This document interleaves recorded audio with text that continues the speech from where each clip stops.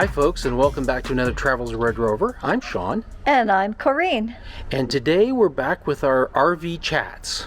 Yes, we're joined by Craig Neeson and Shelley Neeson of the YouTube channel Craig Neeson Photography. And we sat down and had some chats. This episode is all about YouTube. Yes, today we talk about our approach to YouTube, how we got into it. And next week, Craig continues that conversation on his channel, Craig Neeson Photography, for part 2. And we'll provide a link to Craig's channel so that you can follow with the other episodes. So enjoy the episode, and we'll talk to you at the end. So Craig, tell us a little bit about what got you into YouTube. So traditionally, most YouTube landscape photographers have gotten in to promote something. Okay, I kind of did. I got involved because I've done art fairs for a while, and the big draw at the art fair is the potential patrons want to know about how where the photo is taken, and what I was thinking. So I thought, well, two birds with one stone. Start doing YouTube videos as I'm making the photographs that I'm attempting to sell at art fairs, and then I can go, by the way, you can go see how and where I shot this in this video. So it's a promotional tool, but it's also a kind of a documentary of how my process and why I do the things that I do. You know, it's normal people don't go out and record themselves doing their daily activity. Not yet, at least. It's probably coming to that point where everyone will have it probably camera. is. Yeah. It will be embedded in your watch, and you'll just be like, well, I got up, I ate a bowl of cereal, I'm going to work. Let's go. Actually, that's van life videos as far as I'm concerned. Yeah, It's it really probably is. all like that. So, you know, it came about as a kind of side promotion to help promote or at least educate potential patrons as to my photographic process. And the other thing, when I was doing art fairs, I always got asked, hey, do you do workshops? And I just flat out didn't want to do workshops. I still don't really want to do workshops, but that may happen eventually, because that's one of the big things when I do the art fairs is, how'd you take it? Where'd you take it? Tell me the story of it. And that's how I've sold some pieces, is the story connects with the potential buyer. Right. And when you make that connection, then you sell a piece, and you actually make a patron, not a client, because then they're more interested in what you're up to and what you're doing, and they actually engage actively. So that's why I started YouTube. So I may go down the cop-out route of everybody else and start doing the workshops. Maybe they're getting more difficult to do from what I'm seeing. So but that's it. That's the real reason. That's the reason why I got started on it. You know, it's funny with us. Actually, it wasn't really me that started the YouTube channel. Corinne started making little YouTubes years and years ago. And in fact, we were making little VHF and BHF videos to send to family and things of that sort for ages. And then Corinne sort of discovered YouTube, and she realized you could do it sort of simply.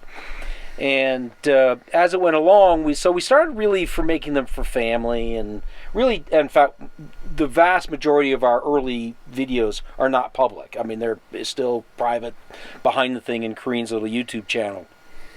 And then we started teaching at the university in Las Vegas, and what we kind of realized is that we needed to sort of promote ourselves a little bit in order to get students to show up at class, because you know, although the university does some advertising and some promotion, it really does fall to us to promote ourselves.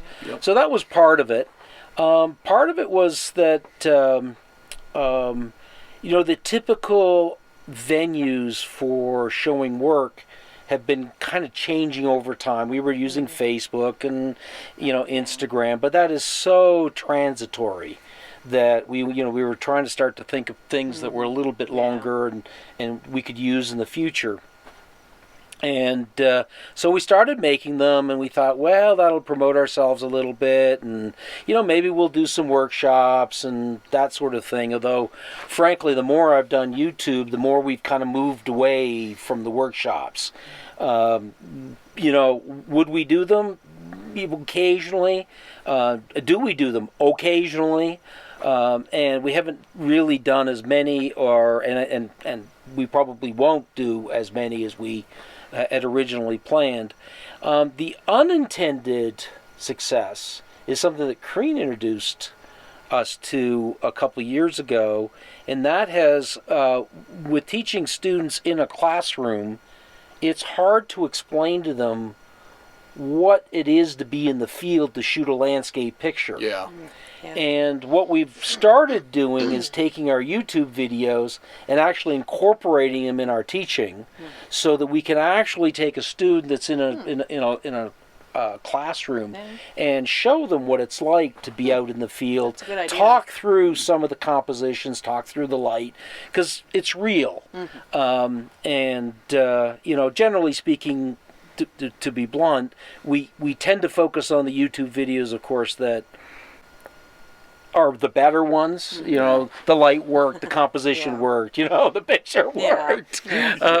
So occasionally, though, we've been also thinking about adding in a few of the ones that were just like stinkers. The 90% of the time what happens, as opposed to the 10% of the time. You find that location and it looks so gorgeous. Yeah. If only there were clouds. Or if the light would just come in at this angle, and then you realize there's no way the light will ever come in at that angle, because it's the total wrong direction for how the sun shows up. Or perfect location, great composition, needed to be here in the winter. When the sun was over there as opposed to being over there. Or beautiful location, great composition for stars. Or for Milky Way or something like that. So it's hard to explain that when you're teaching, again, in the classroom setting. Very hard to explain that, where you can throw up a video and they can kind of see you muddling through. Which, frankly, in many of our videos, it's us muddling through. Well, that's one thing that I try to do with my channel is I try to show the reality.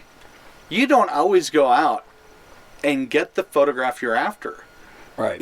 Even if you do all the planning in the world, something will show up or rear its ugly head and stop that image from being made. Yeah. And if you notice, I say made and make. I don't take photographs, I make them. Yeah. Because there's a whole process involved.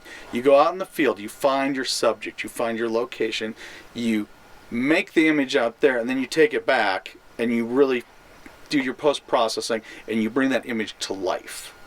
People that take photos don't usually have the full thought process involved. From what I've learned. Yeah, and it's also interesting. It's one of the things you can't teach. You can't. You can kind of give them the steps. You can give them the basics of how to think about a shot, but them actually being able to see you use a process and take a photograph. And we all use different processes, but again, it's also, we all use the same process. There's a stepwise function of leveling the camera, deciding on a composition, moving around, a couple steps here, a couple steps there, up, down, maybe and then saying, oh yeah, that's going to be a great composition, but the light's going to have to wait. We're going to have to wait until such and such a time. Figuring out the camera settings, all that kind of stuff. So that's been one of the things that we can do to that. So do you have something to add to that? No, that's a great explanation. I think that's a really thorough explanation. There's a lot of information in there.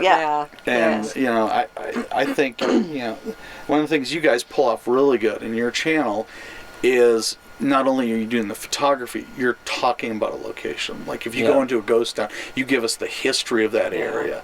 So it brings that location to life more than, I went out, found a composition, I kind of liked it, here's what it looks like. Here's this area this is why it's here, and this is why we came out here. We're hoping to see these things with certain light characteristics and get photographs of them. Well, and if it weren't for Corinne, it would be the location of the week shot. I mean, that's what I would end up doing, because it's, you know, Corinne really adds the fullness and brings in the, well, you know, we're in such and such a location, you know, here's the history of that location, or something important about the geography, or something like that, and kind of, you know, she's really been the one that brings all of that. I'm kind of like, yeah, it's a pretty spot, let's take a picture, you know? I know that feeling. So that's one of the reasons why, you know, every so often Shelley will do the geosplaining stuff. Yeah, and that's actually been a great, I mean, since you've started adding that to your channel, it does differentiate you. It makes you different from other channels. But I think it helps photographers in general understand why are we drawn to that feature. Yeah. Why is that interesting as opposed to this other thing? Right. I absolutely agree. So, and there's been a few times I know when we've gone out, light was just terrible. We weren't getting anything landscape-wise, and I would go into macro mode because I love macro photography. I always have. I've always found it fascinating. And so I would start doing macro shots, and he would show that I was doing macro as opposed to wide landscapes. But even though the light was bad, it was great for macro. So, you know, the alternate that often happens. ways that you can. Well, we sure hope you enjoyed that episode. If you did, we hope you'll give us a thumbs up. And if you'd like to see more of our videos, please consider subscribing or checking out our other videos on landscape photography. And don't forget to go check out Craig's channel on Craig Neeson Photography. Again, we've got links below. He does some beautiful photography and videos, and I'm sure you'll really enjoy them. And as well, if you have any questions or comments about anything in this video, we'd love to hear from you. Just put your thoughts in the comment section below, and we'll do our best to respond as soon as possible. And finally, remember that next week, the second part of this video will be on Craig Neeson's channel.